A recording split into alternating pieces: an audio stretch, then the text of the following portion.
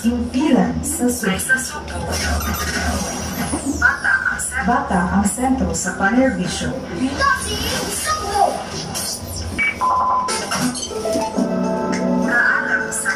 Kaalam sa kahanginan. Mga gipasayon nga giya sa pagkaton sa module. Nagibasi sa curriculum sa K-12. Iniigyatod kaninyo sa DepEd Cebu Province Division.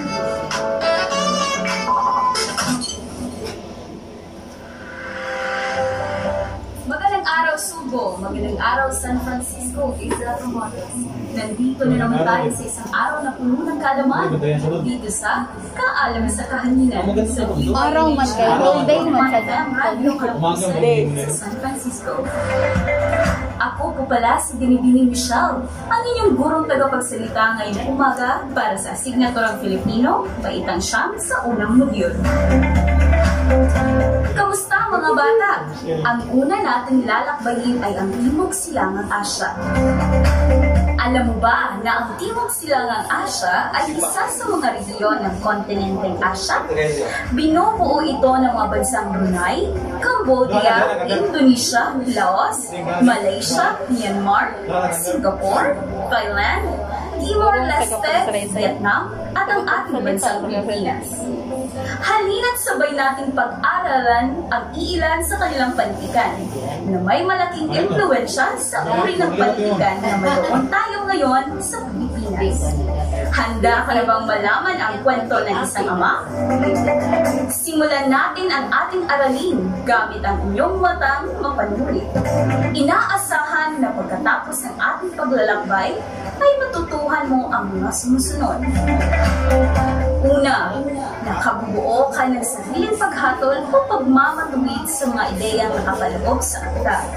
Pangalawa, nabibigyang kahulugan mo ang malayong na salitang ginamit sa akda, papaksa, mga tauhan, pagkakasunod-sunod ng mga pangyayari, estilo ng author, at iba pa. Panglima, nasusuri mo ang mga pangyayari at ang kaugnayan nito sa kasalukuyang lipunang Asyano, batay sa napakinggang akda. Pang-anim, na pagsusunod-sunod mo ang mga pangyayari gamit ang angkop na mga pag-ugnay. Pang-pito at huling layunin na pagsusunod-sunod mo ang mga pangyayari sa akda. Sa ngayon mga bata ay subukin muna natin ang iyong kakayahan sa pamamagitan ng pagsagot sa mga sumusunod na mga katanungan. Sagutin ang gawain na nasa pahina 2 hanggang 6 na may pamagat na subukin, balikan at tuklasin. Bibigyan ko kayo ng 3 minuto.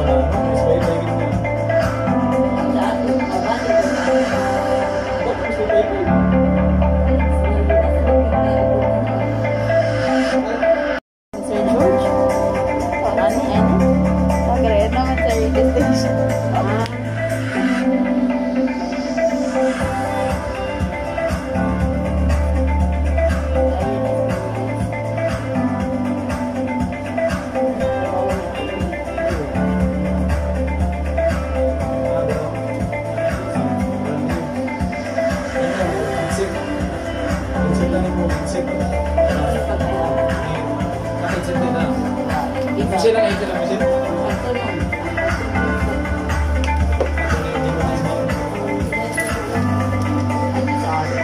Kaya kapag sigaan. Kasi wala na ako, mag-ubay ko na ako, mag-ubay.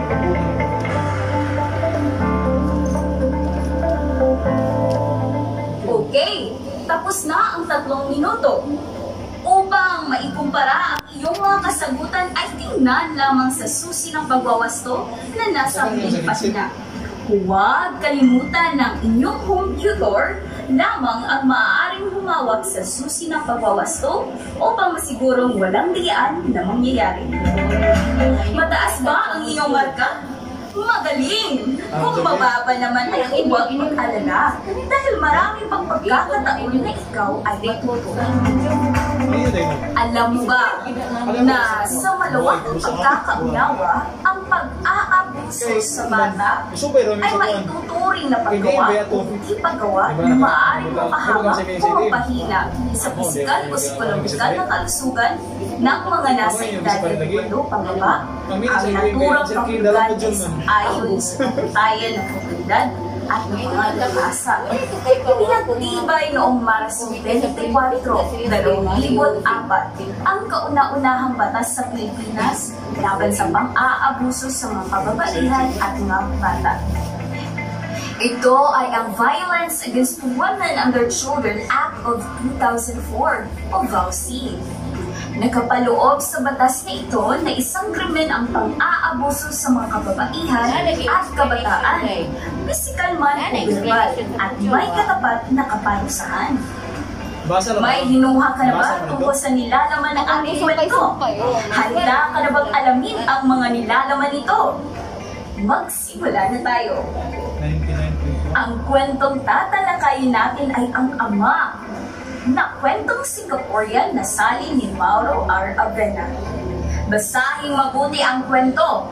Bibigyan ko kayo ng 5 minuto.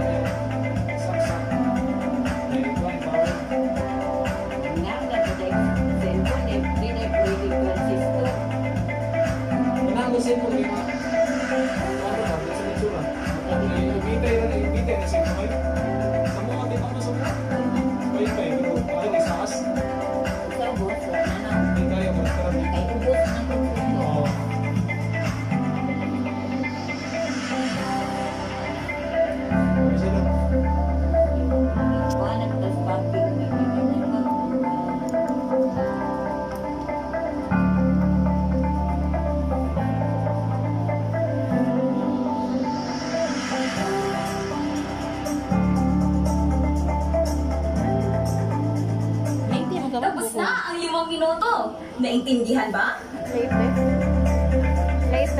Ang ama na kwentong Singaporean ay naglalahad ng isang pamilya na hindi nabiyayaan ng mabuting sitwasyon. Mayroong 6 na anak at isa na dito ang batang may sakit na sinimon. Talagang natatakot ang mga bata sa kanilang ama dahil umuuwi na itong lasing at palaging nambubukog. Kayo ka nang muwi-muwi niya. Lahat ng 6 na bata ay wala sa tamang nutrisyon at hindi nakakain ng maayos. Ang kanilang ama ay mabuti noon, ngunit sa di inaakalang pagkakataon ay biglang nagbago ito at nalulunod sa bisyo. Ang kanilang ina naman ay payat at masakitin din. Isang araw, lasing na umuwi ang kanilang ama at galit na galit. Nagbibigay kahulugan lamang na walang pagkain dala. Naiinis ito kapag humahalingin na si Mimoy. Kaya natadyakan niya ito at naging rason na nagkaroon ng sakit na matindi hanggang sa namatay ito. Hindi dinala sa ospital si Mimoy dahil walang pera ang pamilya. At ang ama nila ay walang ibang inintindi kundi ang sarili nito. Ang mga bata ay takot na takot sa kanya, maging ang kanyang asawa. Nang mabalitaan ito ng amo ng kanilang ama, ay agad itong binigyan ng abuloy, kung saan ibinili niya ng pagkain at dinala sa puntod ng anak na si Mimoy. Labis-labis ang pagsisisi ng ama sa ginawa niya sa kanyang pamilya, lalong-lalo na sa kanyang anak ni si Mimoy. Naintindihan ba na mas mabuti ang kwentong ang ama? Ano ang napulot ninyong aral? Ang aral na dapat napulot ninyo sa kwento ay dapat pahalagaan ang pamilya. Lalong-lalo na sa mga anak dyan na hindi nakikita ang kabutihang ibinibigay ng kanilang mga magulang. O kaya, mga magulang na hindi binibigyang halaga ang mga anak o asawa. Ang buhay ay napakaikli lamang. Kinakailangang ipakita mo o gawin mo ang mga mabuti para sa kapwa mo. At para sa pamilya mo din. Huwag gustuhin na umabot sa mga bagay o sitwasyong hindi kaaya-aya at umabot sa puntong pagsisisi. Ngayon mga bata, ay kunin ang inyong mga papel o kwaderno upang sagutin ang pahina 10 hanggang 11. Bibigyan ko kayo ng 2 minuto.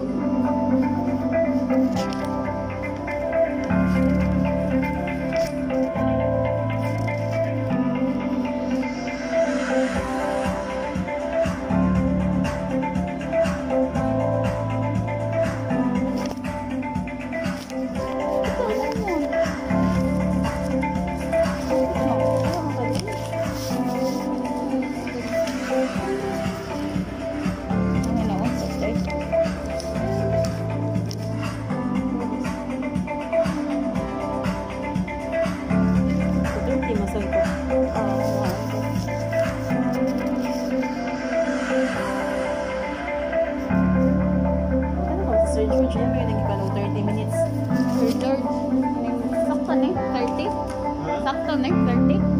30, ano? Oh?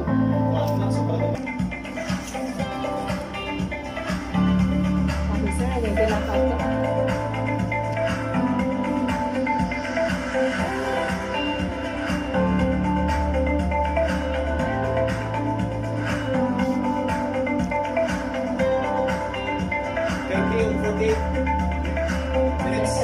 Ah, How many? 30 minutes. Minutes of 40 seconds.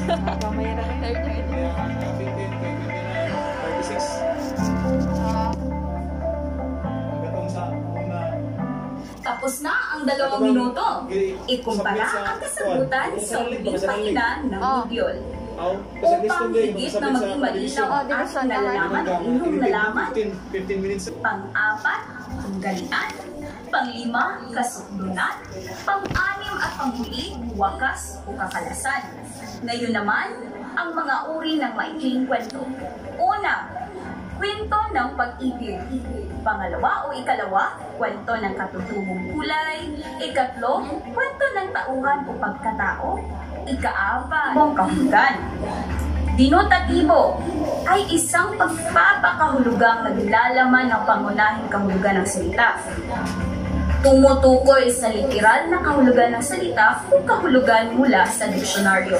Okay, so ang dinotatibo, ang kahulugan nito ay mula sa diksyonaryo. Sunod, ang konotatibo. Ang konotatibo naman ay pagpapakahulugang maaring mag-iba-iba ayon sa saloobin, karanasan at sitwasyon ng isang tao. Tumutukoy sa pahiwatig o hindi tuwirang kahulugan na maaring pansariling kahulugan ng isang tao o pangkat na iba kaysa karaniwang pangkahulugan. Kunin muli ang iyong papel o kwaderno at sagutan ang mga sumusunod na mga pahina. Ito ang mga sumusunod na pahina, pahina 17 hanggang 26. Bibigyan ko kayo ng 5 minuto.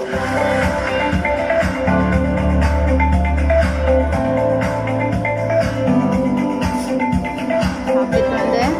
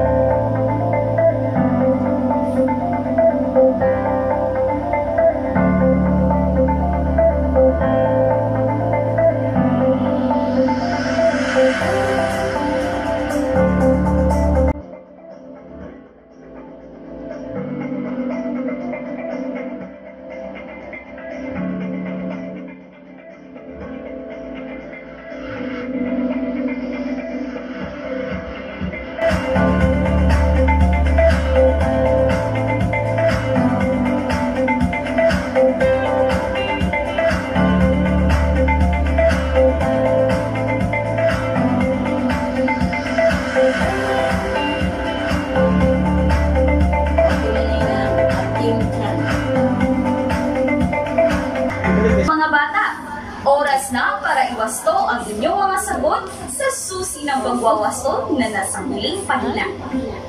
Binabati kita o kayo sa matyagan niyong pagsama sa pagtatalakay sa araling isa.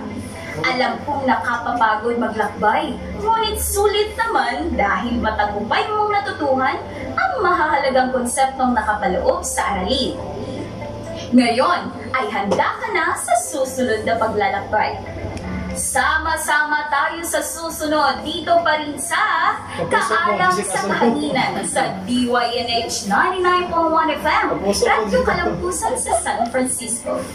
Ito ang inyong gurong tagapagsalita, Binibining Michelle, na mag-iiwan ng katagang, buhay natin ay kay iksi, kaya dapat palaging masaya at maliksi. Paalam! You are tuning in at DYNH 99.1 FM ng Dr. Escuela Radio Kalampusan sa LGU San Francisco. Kung muwari ka, madali ka, langli! In partnership with the Department of Education, Cebu Province, Kamote Escuela sa Himpinan sa Subo. Kay sa Subo, bata ang sentro sa panerbisyon.